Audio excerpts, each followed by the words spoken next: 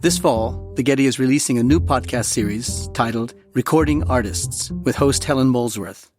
This season explores the work and lives of 6 women artists, Alice Neal, Lee Krasner, Betty Saar, Helen Frankenthaler, Yoko Ono, and Eva Hesse, through interviews with the artists drawn from the archives of the Getty Research Institute, plus conversations with contemporary artists and art historians. Look for Recording Artists, out now wherever you get your podcasts.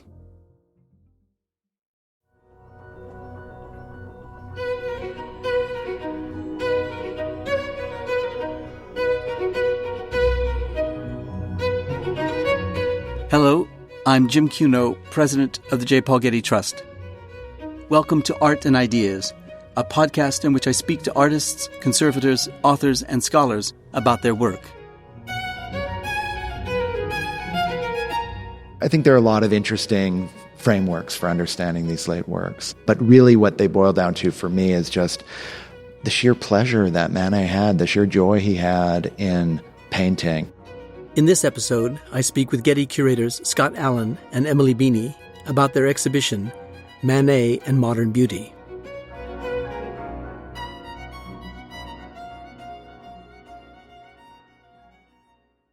The French painter Édouard Manet was born in Paris in 1832. His early career was marked by controversy when in 1863 he painted 2 paintings considered by many to be offensive in style and subject matter. Luncheon on the Grass, which depicts a frankly naked young woman sitting outdoors between 2 fully dressed young men, and Olympia, an even more challenging painting depicting a naked woman in bed turned toward the viewer as her black servant enters the room with a luscious bouquet of flowers in her arms. These paintings made Manet's reputation as a modern avant-garde painter.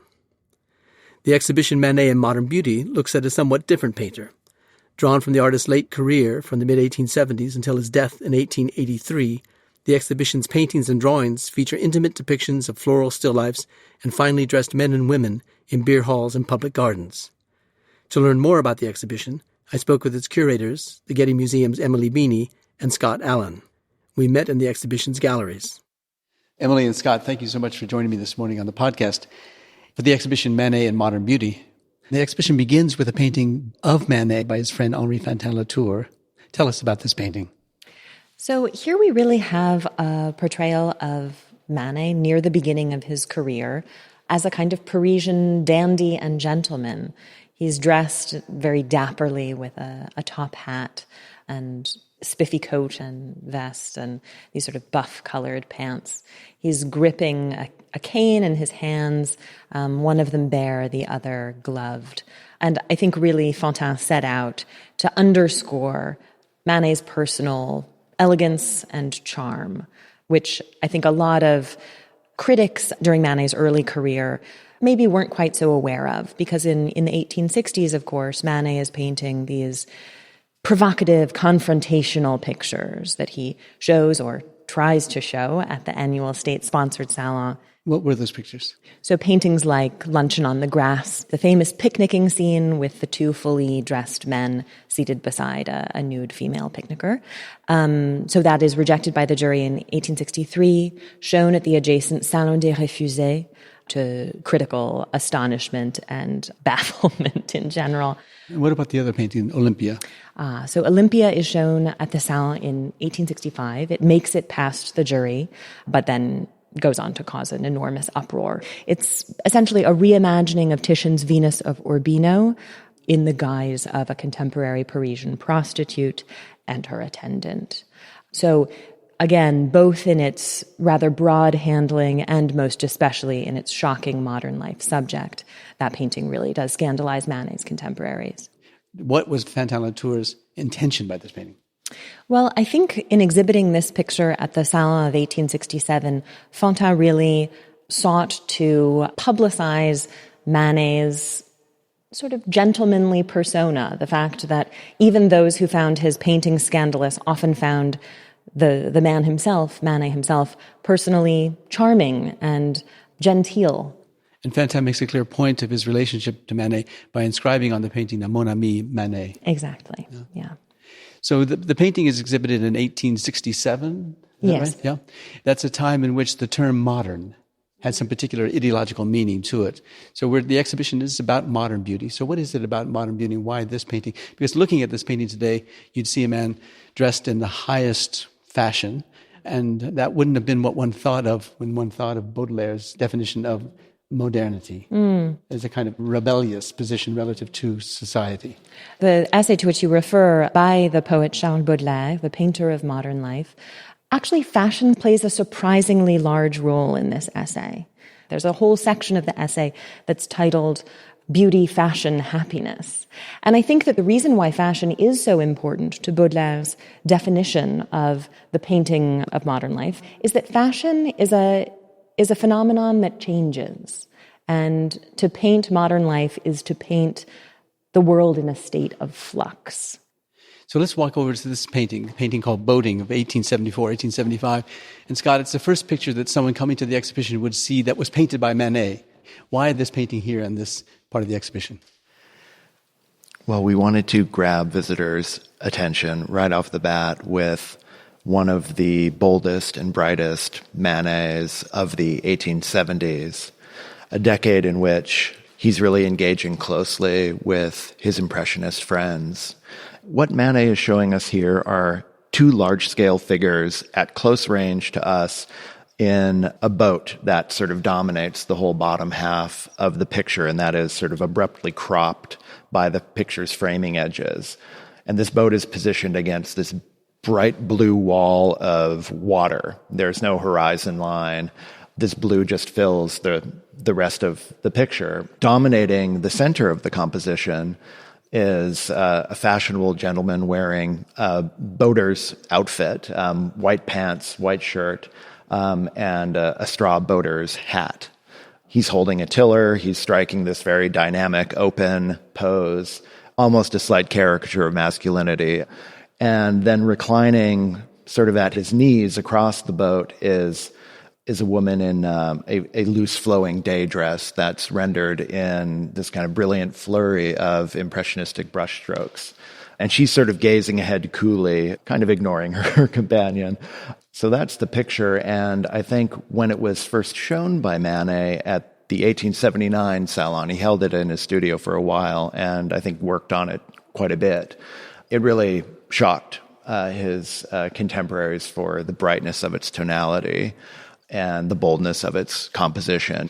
Now, it's a painting that pretends to be a painting of some people out of doors, but it looks quite frankly like a painting that was painted in the studio to emulate figures that are seen to be out of doors. Yes, I mean, Manet's so-called impressionist paintings are always impressionist in quotation marks. I mean, they're always studio contrivances, and I think Manet delights in that contrivance and that artifice, and it's one of the things that really distinguishes himself from the impressionists who are doing landscape paintings that have some pretense to naturalness. The studio contrivances is evident in the setup and the way these figures are really kind of striking a social pose. It's about social posturing in some way and about the performance of leisure activity in the suburbs rather than the simple natural inhabiting of that role. There's a sense that these are models performing for the artist. There's a painting over here, Emily, a portrait of Madame Manet, that is of Manet's wife, in the conservatory. So it's an indoor painting painted in an outdoor setting. If you could describe the painting for us and the importance of this painting in his career. So this belongs to this very small group of pictures that Manet seems to have embarked on in the middle to late 1870s, portraying his models in the glassed-in winter garden conservatory, greenhouse, if you will. It's a bit of a sort of indoor-outdoor setting, just as you say. And for many years, we believed that Manet actually did paint these pictures, or at least based them upon an actual greenhouse. But mounting evidence suggests that these were actually also painted in Manet's studio. An account of a visit to Manet's studio in the middle 70s in the Rue de Saint-Pétersbourg mentions a green garden bench among the studio contents. And so there's a little bit of a sense of his just having erected some potted plants behind this piece of studio furniture and made believe that we were in this conservatory setting. We do see other elements of the composition recycled in some of the other pictures from the group. The likeness of Madame Manet herself, which for me is one of the most lovingly painted likenesses in Manet's whole oeuvre. There's something sort of worthy of Holbein, I think, about the way he's painted his wife's familiar features. So this likeness, wearing this dark gray, maybe taffeta day dress, it actually is one of 3 pictures that he seems to have painted of her in this outfit. One is today in the collections of the Norton Simon Museum, one in the Metropolitan Museum, but this that comes to us from Oslo.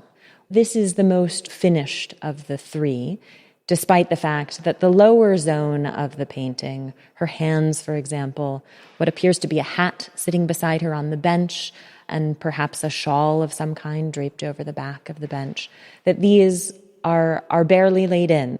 And this is something that we see in a lot of the late works, that sort of the lower portion of a portrait, the hands especially, will often be painted rather quickly, just sort of barely suggested. You described it so beautifully as a tender portrait of his wife. Tell us about the relationship between Manet and his wife and the history of that relationship. So Manet's wife was named Suzanne Leenhoff. She was an accomplished pianist who came from the Netherlands, and she comes into the Manet household for the first time as actually a piano teacher to Manet and his brother. She does pose for Manet's earliest ambitious history picture, and it is this very beautiful, sensuous, sort of Rubensian nude. And to me, what's so wonderful about the portraits he makes of her later in life is that we have a sort of respectable bourgeois lady of middle years with no trace of the perhaps slightly more bohemian beginnings of their relationship when she's posing nude for him, when she is also an independent artist herself. Well, that picture of a woman in fashion, if a day dress, as you describe it, but in fashion, out of doors, is also picked up by another painting just around the corner over here. And Scott, if you could tell us about this painting of a woman by a skating rink, obviously dressed in high fashion at this time with kid gloves and a dress of some distinction. This is an absolutely fascinating painting to me. In the foreground, dominating the center of the picture, is a woman, as you were saying, Jim, who's very elegantly dressed with this sort of elaborately embroidered bodice. These gloves, it looks like she has a fur stole draped over her left arm. She's wearing a very chic fur cap, all of which suggests a kind of a winter outdoor skating scene. But then there are other cues in the picture that suggest that, in fact, this is an indoor skating rink.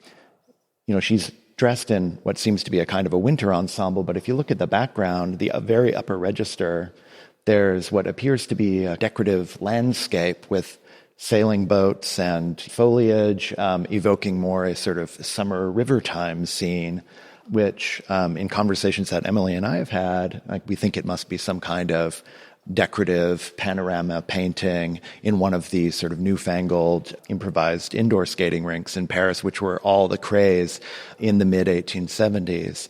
Manet is one of those artists, I mean, he's always very much of his moment and responsive to the fads and fashions of the day. And this painting was begun, we think around 1877, which was the very beginning of the roller skating craze in Paris. Ice skating had obviously been around for a long time, and the first roller skates were, I think, pioneered in the late 18th century, but the first public roller skating rinks didn't debut until the 1850s in London, 1860s in America, and 1870s in France. So I like to think of this as an indoor roller skating rink. You can see right behind her there's a kind of a balustrade with what looks to be a sort of reddish purple plush velvet covering of the railing, which would to me suggest one of these indoor places. And often around the rink there would be a kind of a promenoir for people to sort of circulate and socialize, and there would often be refreshment stands and musical entertainments. And so in many ways, a picture like this actually anticipates Manet's last masterpiece, the bar at the Folies Bergère. The main model, I should say, is posed by Henriette Hauser, who was a very well-known courtesan at the time and was the model for Manet's notorious Nana. And she's presented very much in focus. But the whole background area is a sort of rhythmic array of broken, choppy brush strokes that really evokes the kind of the whirl and the motion of the figures on the skating rink. There's some elements to the painting that make it seem as if he put them in very late to finish the composition. There is this head of a child in the lower left of the painting, but there's also this figure coming around behind the figure dressed in a top hat and black coat. It just seems to be sketched in as if there was something in that part of the painting that needed an adjustment. It's interesting. There's a lot of sort of partial figures in this picture, and it's a bit of a puzzle, and one has to look at it for an extended period of time. There's this black silhouetted figure with the top hat along the very left edge, which almost functions like a stage flat in one of Degas' paintings with, these dancers beyond. And then just moving out behind his back is this sort of ghostly figure with hand tentatively outstretched. And then farther to the right, there's a couple, arm in arm, it seems. We see them from behind moving towards the right, but their whole lower halves is just a blur of painterly brush strokes. So Manet's kind of evoking this wonderful movement in the rink. Yeah. Well, it's a painting clearly of a type, in the sense of painting types, social types, fashion types, whatever it might be.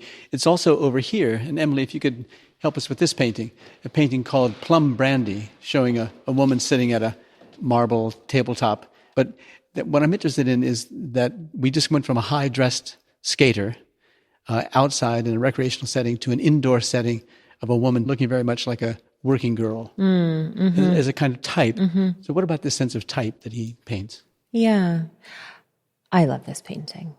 And one of the things that I love best is the sort of poignant sense we have in this picture of the model's dress is wearing her. This fabulous pale pink confection of a dress that feels quite incongruous with the model's melancholic pose. Frankly, her bare hands, the fact that she isn't wearing gloves. Also, the hat doesn't really quite go with the dress. It's like the bits sort of don't add up. There's something a little bit too fine about the dress, given the elbows on the table, the unlit cigarette, the brandy-soaked plum. The fact that she's drinking alone in public and also sitting there with ungloved hands in this kind of unguarded pose that sort of suggests exhaustion in a way, has led many observers to speculate that what Manet portrayed here, what he set out to portray, is essentially a prostitute awaiting her next client at a cafe. But what I love about this picture, and what I think does set it apart somewhat from, for example, Degas' similar scenes from about the same moment, is the lack of judgment of the subject, that we're not invited to read this as a grim subject.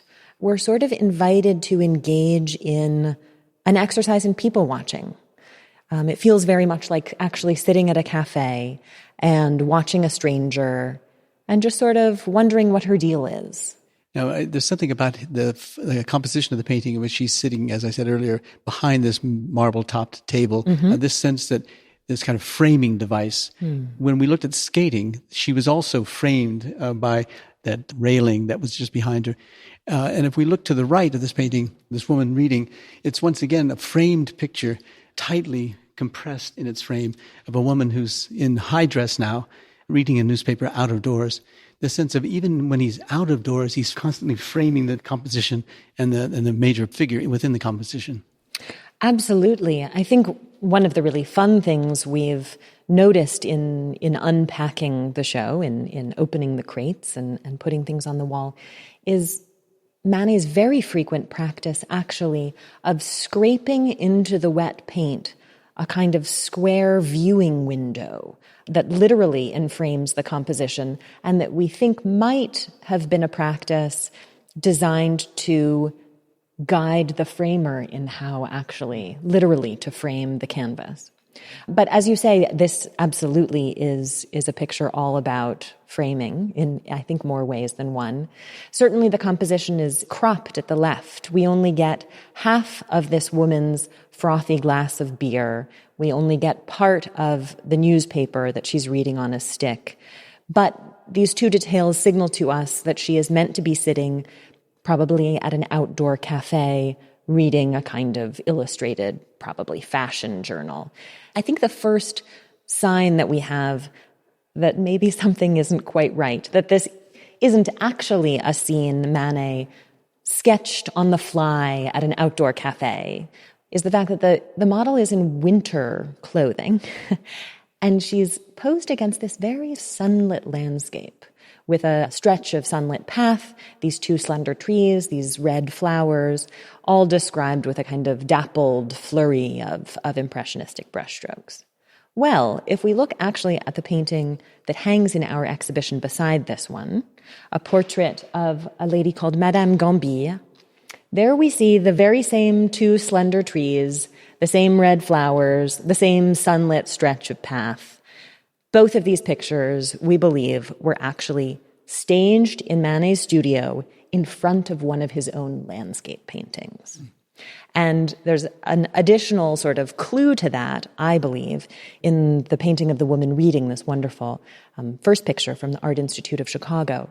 Just above the page of the reader's newspaper, the top left portion of the composition, a series of golden vertical strokes, in my view, indicate what was once a picture frame.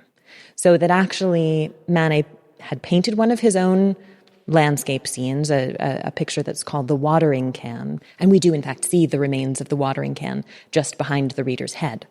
That he painted this picture, framed it, hung it on his studio wall, and then essentially used it as a flat of scenery before which to concoct these supposedly plein air scenes. Painting was not easy for Manet. Manet was a serial reworker. Claude Monet, the great Impressionist landscape painter, who was a friend, of course, of Manet's, once said about him, Manet wanted to make everything look as if it had been done at the first go. The phrase he uses is au premier coup. But at the end of each day, he would scrape down and start anew in the morning. So this impression of effortless mastery and ease that he does manage to convey in so many pictures is a carefully crafted and cultivated illusion. Yeah. Now, both these pictures, but particularly in the one of the woman reading out of doors, as you describe it so clearly in this kind of freedom of brushstroke, it takes us to his working with pastel. Well, Manet begins producing pastels really in quantity at the end of the 1870s. What was that move about? Well, I think there are many contributing factors. So I think, first of all, it's worth remembering that Degas shows an important group of pastels at the Third Impressionist exhibition in 1879, but also that Manet's then sister-in-law, Berthe Morisot, the female founding member of the Impressionist movement, was also exhibiting important works in pastel. But maybe most important of all, I think, in Manet's move to pastels, and particularly his move to working in pastel on canvas, which at this point is a rather peculiar procedure, I think is motivated actually by his own pupil. So the only person who actually inscribed herself as a pupil of Manet in the Salon Livre was a female painter called Eva González. And she began studying with Manet in 1870, and she arrived in his studio already fully trained as a pastelist, having studied with Charles Chaplin, who was really sort of the foremost pastelist of the Second Empire in France, a sort of much more academic artist. And we do have pastels by her on pale gray, fine weave canvas supports, very like those that Manet begins using at this moment. And was that because he and she liked the way the pastel crayon fixed itself to the canvas, the kind of texture of the canvas that would be seen through the pastel crayon? Exactly. I think so. I think they both enjoy the way that the texture of the weave breaks up the strokes of pastel to create these fascinating textures and graphic effects. One drawback to working on this canvas support is that when you take pastel and crumble it up and add water to it so that you can apply it with a brush, like gouache, which is certainly something that Manet is doing, adhesion problems often arise. And so many of Manet's pastels are unusually fragile even for pastels because the wet applied medium does not stick as nicely to the support as it would have to blue paper. Why did Manet exhibit it, or at least titled it The Drinker? Why is it again a type as opposed to just being a portrait of Alphonse Moreau? Yeah, that's a great question. And it certainly is a pattern, especially in Manet's earlier career, of exhibiting what are clearly portrait likenesses, but are meant in some way to typify different sorts of social characters, in this case, the drinker. Certainly the persona of the drinker is also a way for Manet to gesture back to 17th century Netherlandish traditions. So the pastel to the right of the drinker is a portrait of Julien de la Roche-Noire, is a pastel in our collection, purposely a portrait and not a type. Tell us about this pastel, about who he was and why he might have been attracted to Manet. Yes, so just to explain the difference between the way we've titled these two pastels, The Drinker is the title under which Manet exhibited the portrait of Alphonse Moreau in 1880, whereas the portrait of Julien de la Roche-Noire does not have early exhibition in history. So we don't know what Manet would have titled it. But Julien de la Roche-Noire was also a painter, specialized primarily in animal subjects. He's what we call an animalier. And he and Manet sort of went back a ways. La Roche-Noire had sort of gotten up an effort in 1870 to change the makeup of the salon jury, to sort of liberalize the salon jury by having more progressive painters serve on it.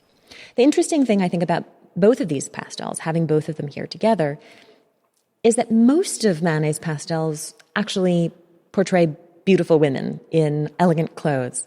And so it's funny and interesting that we have these two portraits of male artists.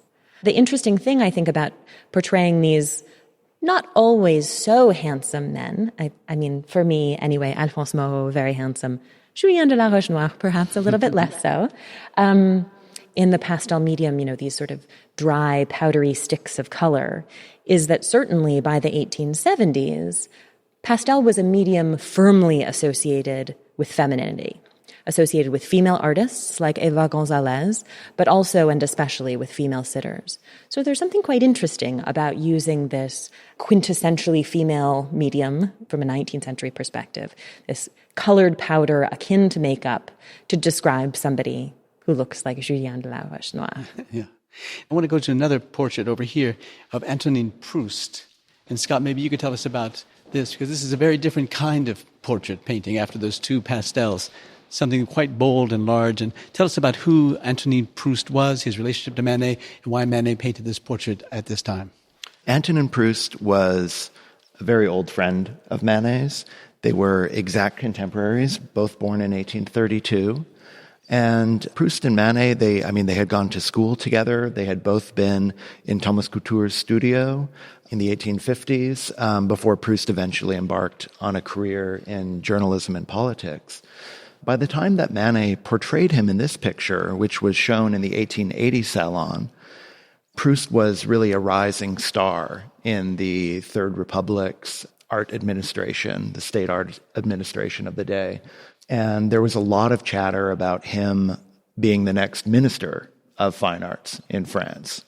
So Manet had all of a sudden a very powerful political ally who had a really determining impact on Manet's late career and also posthumous reception. In 1881, Proust does become Minister of Fine Arts, and one of his first official acts is to have Manet inducted into the Legion of Honor, an award that under previous regimes would have been completely unthinkable. So that was a very public declaration that Manet's time had arrived, and that all of a sudden critics were a little dumbfounded that they were in this perverse situation of Manet becoming a kind of official artist even of the Third Republic, and who would have thought that the avant-garde rebel of the 1860s was now tight with officials in the corridors of power. And for conservatives, they thought, oh my goodness, there are these like revolutionary changes afoot within the establishment, and what does this mean for the future of French art and culture? Manet is in charge now. My God, it's the end of the world. For me, this is a really fascinating painting that, within the context of the genre, official portraits of, prominent politicians, it's in some ways very much of a type. It is in the context of Manet's of one of his more quote-unquote conservative paintings. The frontal three-quarter length presentation of a frock-coated male against a sort of a dark, nondescript, brownish background. These things were fairly conventional. But within those confines, Manet manages to inject a level of color and liveliness and also painterly expression that was uncommon for the genre and that we are perhaps a little bit less alert to today, but that viewers at the time very much recognized. The frock coat, for instance, had a degree of blue in it, a blue tonality to it, which was very much in keeping with Manet's reputation as a friend of the Impressionists. The level of blonde lighting in his face, I mean, there's a level of illumination there which suggests a kind of a daylight, plein air aesthetic, even though this is clearly a studio composition. And there's also a dandyish presentation, which is a little unconventional for a staid, official political portrait. In such portraits, the man would have his top hat off. He would be posed formally. Whereas Proust, it appears like he's just popping by the studio. He's still got his hat on. He's just come out from the boulevard. He's leaning on his walking stick. His one glove is off, one is still on. And then he's got this rose boutonniere, which clearly identifies him as this sort of dandyish figure, perhaps something of a ladies' man, like Manet himself. So the portrait of Antonin Proust is a big, bold painting that would require a great deal of physical exertion.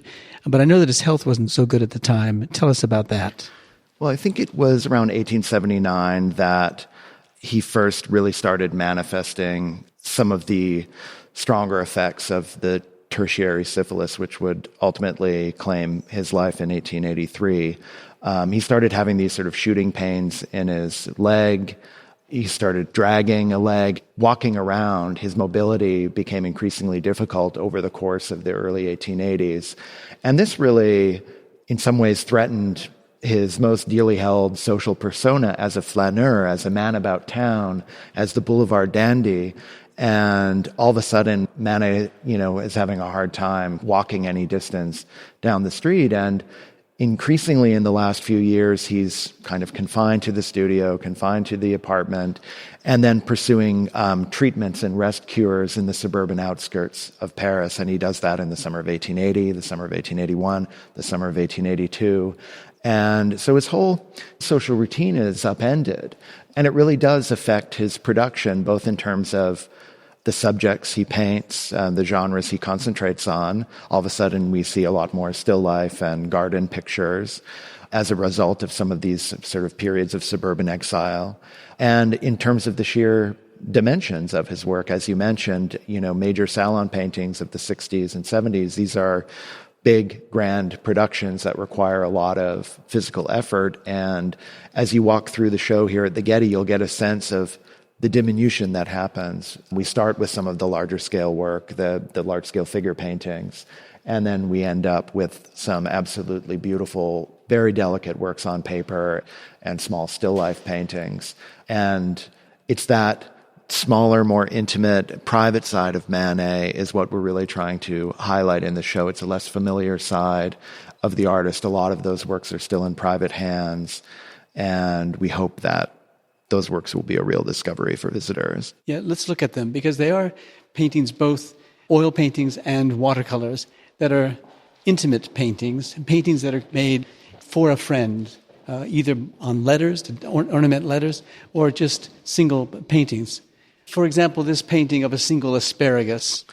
It's one of the most wonderful anecdotes, I think, in Manet's biography. So around the late 1870s and 1880s, the small circle of collectors who were interested in Manet's work was slowly starting to expand. And one of the key figures, who was a great collector and also an art historian and critic, was a man named Charles Ephrussi, from a prominent banking family. And he purchased the painting of the bundle of white Argenteuil asparagus from Manet in 1880 for, I think the price was 800 francs. But Monsieur Ephrussi loved the painting so much that he paid Manet a 200 franc bonus. He paid 1,000 francs for that painting. And in a gentlemanly gesture of gratitude, Manet painted the single stalk of asparagus and sent it to Charles. with a note saying, there was one missing from your bunch. So Manet is pretending to be the fair-minded grocer who doesn't want to shortchange his customer. This dynamic really suggests how what was a simple commercial transaction becomes a kind of delightful social exchange between two gentlemen. And that was just so Manet, to use art as the social glue. And it's that context of social exchange that I think is most vividly felt in some of his little still life paintings of fruits and flowers, because many of them were painted in response to gifts that were given to him, bouquets of flowers or gifts of mandarin oranges and what have you. And then he would in turn give one of these paintings to friends, admirers, in the way that you would give an actual bouquet of flowers. So there is a social context for these works. Now, it's too tempting to read something more into these late paintings, these still life paintings, but the sense of a kind of loneliness as opposed to the kind of exuberance of the garden setting paintings that we began this conversation with. Is there any kind of melancholy in these paintings? I hesitate to say that, but given what we know about Manet's life circumstances in the last couple of years, it's very hard not to project onto some of these paintings that sense that he's focused at the very end on these natural specimens that are fragile, ephemeral. The beauty is fleeting, they're seasonal, they rot and die, and he is defying his own mortality by immortalizing these fragile, ephemeral beauties in painting. And that's in a very, very appealing way to read these late works, and I think there is some truth to it. But there is also a collector market, and there's a tradition of still life painting that Manet is inserting himself into in some of the small piles of apples and oranges and peaches and strawberries that Manet paints are very much direct homage to Chardin and an 18th century tradition of French still life painting. I think there are a lot of interesting frameworks for understanding these late works. But really what they boil down to for me is just the sheer pleasure that Manet had, the sheer joy he had in painting. And these small, late still lives are, in some ways, the purest distillations of his work as a painter, working for the love of painting in his entire oeuvre. Emily, maybe you can tell us about this in these little watercolor illustrations that he adds to letters that he writes to friends or to acquaintances. The sense of a kind of isolation that he can communicate with his friends only by letter while he's away in the suburbs. And he decorates and ornaments them with the lightest touch, often with flowers that have been plucked from their source of life and are destined to die. In this case, a letter decorated with a snail on a leaf, where the snail is going to be eating a hole in the leaf, and the leaf has been plucked from its tree. That's a very dark reading of what I must say that I take as a very sunny little object. All of these letters are sent from Bellevue, so this suburban spa town where Manet spends basically his first summer of medical exile in 1880. So between June and November, he's there. And for me, these watercolors are sort of all about putting a smiling face on a situation of tremendous pain and isolation, that these are sort of charming gifts for his friends that he folds into envelopes and puts into the mail. And I mean, for me, what's so amazing is to imagine sitting at the breakfast table and opening an envelope and finding one of these astonishing little paintings really inside. My sense is that Manet might have been a little bit upset by such a gloomy construction on these objects that I think he really did intend simply to beguile and delight their recipients. Well, let's then bring ourselves into the sunlight again. And that is with this great, beautiful painting that we acquired recently, and that is, I think, one of the stars, if not the star of the exhibition, and that is Spring, Jeanne, because this is a complicated picture that shows a sense of vitality of a vigorous painter at work on a canvas. And then it's spring. Tell us about the context of this painting and with the other that's related to that's in the exhibition. This was one of the most successful paintings of Manet's entire salon career. He exhibited the painting in 1882, his final salon just a year before he died, and it was a painting that charmed all of the critics. And it was really Manet's subject that charmed the critics. What he's given us here is, ostensibly a portrait of a young model who later became a fairly well-known actress named Mademoiselle Demarcy. But really he's presenting her as a social type. As we were discussing earlier, Manet was very much interested in encapsulating certain modern social types. In this case, the chic, fashionable, young, pretty Parisienne, who in some ways emblematizes modern Paris and its elegant world of fashion. He presents her in this wonderful spring ensemble, this white day dress flecked with all of these little floral touches, these long suede gloves. She has a lace-fringed parasol. The parasol, the canopy portion, one critic described as sort of perfectly café au lait in color. And then she's wearing this wonderful bonnet with some probably artificial flowers attached to the top, and she's shown in profile against the shallow backdrop of flowering rhododendrons under this brilliant, bright blue sky. And the painting is up to the minute in its fashion and its sense of modernity and its social type, but Manet is also looking back to things like aristocratic portraiture of the Italian 16th century.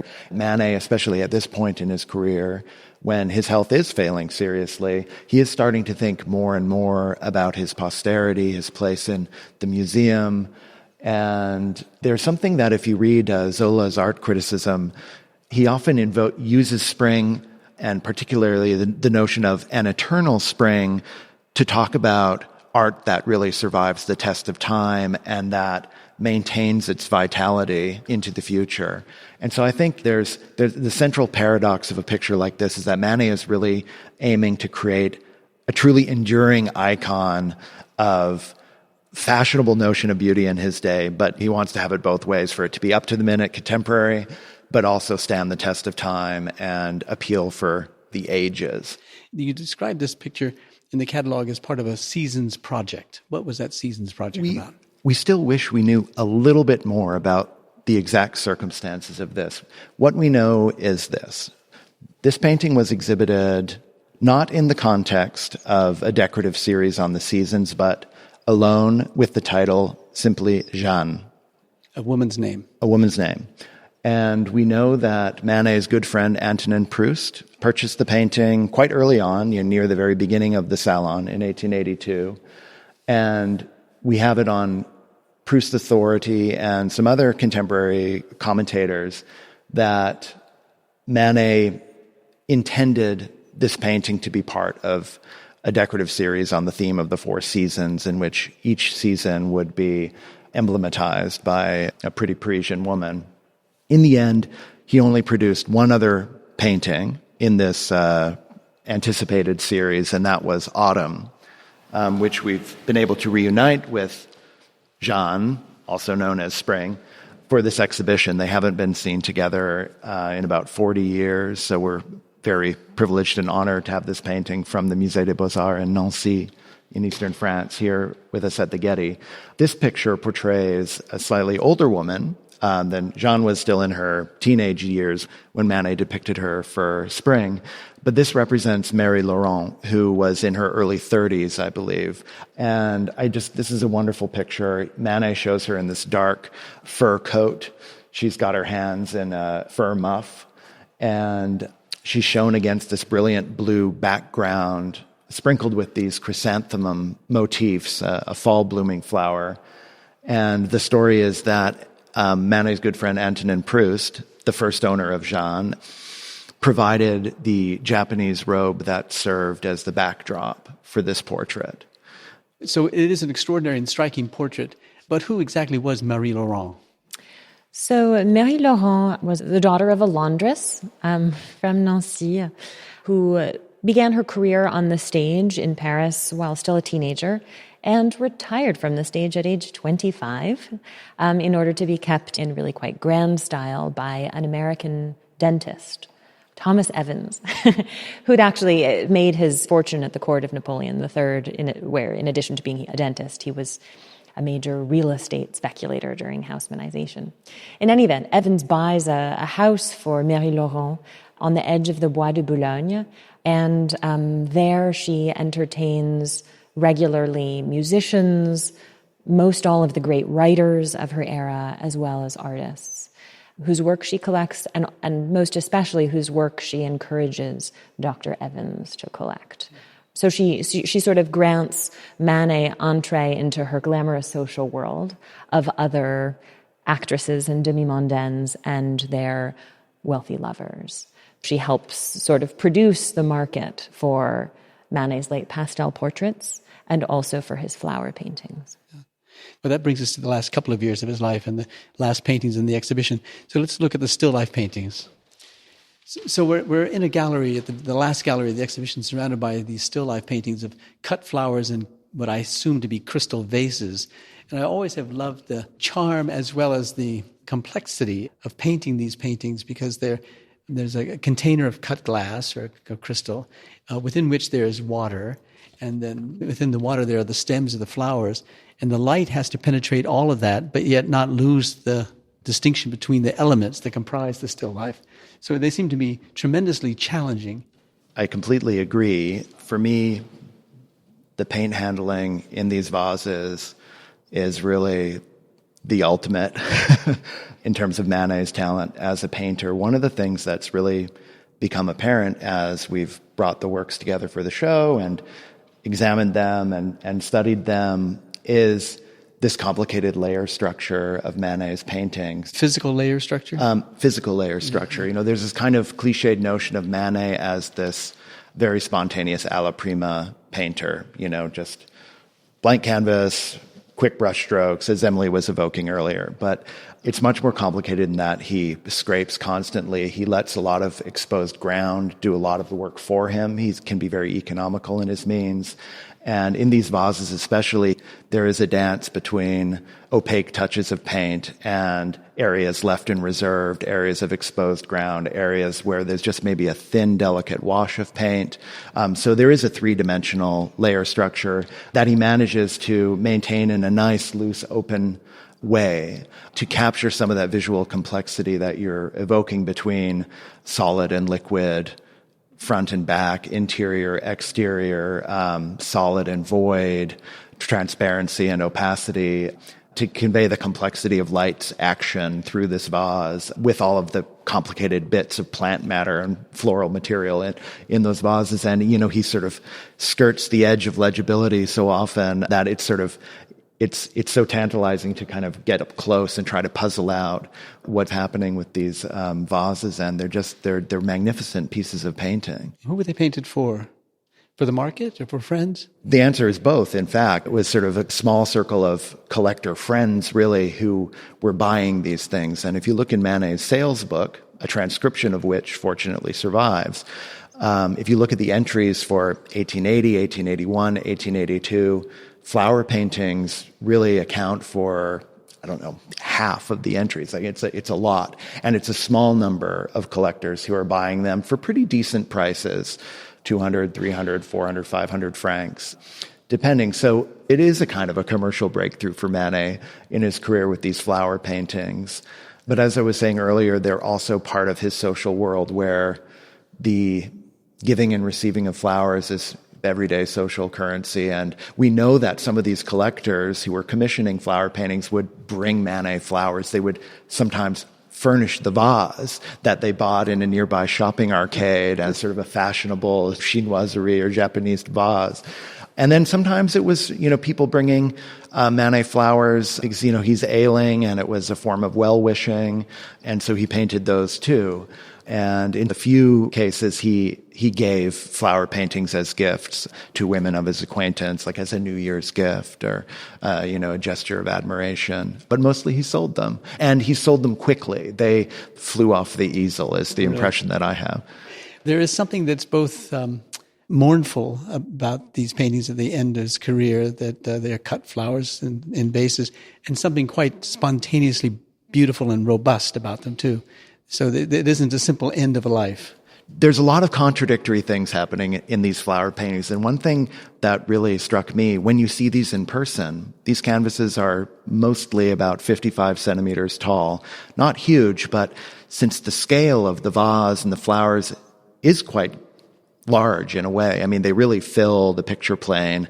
They have tremendous wall presence and are indeed very robust, even though they are describing these very delicate and ephemeral natural beauties. And in some ways, they're also the perfect summation of Manet's whole career as a painter. There's a brilliant luminosity and intensity and real celebration of color in these flower paintings, but he sets them against these thin, brownish, often very dark backgrounds for the most part. And that evokes sort of Manet's more academic beginnings in Thomas Couture's studio, where laying in of brown sauce was part of the sketch technique in preparing a canvas. And Manet uses that to brilliant effect here because it just offsets the beauty of the flowers ever more dramatically, and also connects these works to a kind of an old master tradition. They're very lively and impressionist, but Manet is clearly also thinking of a longer tradition of still life painting and appealing, frankly, to collectors whose tastes weren't quite as adventurous as his. Manet is also adjusting to a market here as well. And I mean, the sense is that a lot of these collectors who were Manet's friends often bought works from him more out of personal solidarity than a sort of a fierce advocacy for his style. Their selection of Manet's work was somewhat anomalous in some of their collections, which also included the work of more conservative artists. So I think there's an interesting conversation happening between Manet and his collectors with works like these. Yeah, well, Scott and Emily, it's a fantastic exhibition which will break new ground in our understanding of the career of Manet and of his accomplishment as a painter. It's also a very poignant and beautiful exhibition. So congratulations and thanks for the time of the podcast. Thank you. Thanks so much.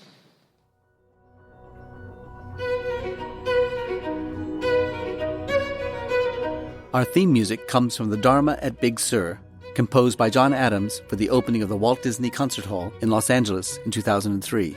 It is licensed with permission from Hendon Music. Look for new episodes of Art and Ideas every other Wednesday. Subscribe on Apple Podcasts or Google Play Music. For photos, transcripts, and other resources, visit getty.edu/podcasts. Thanks for listening.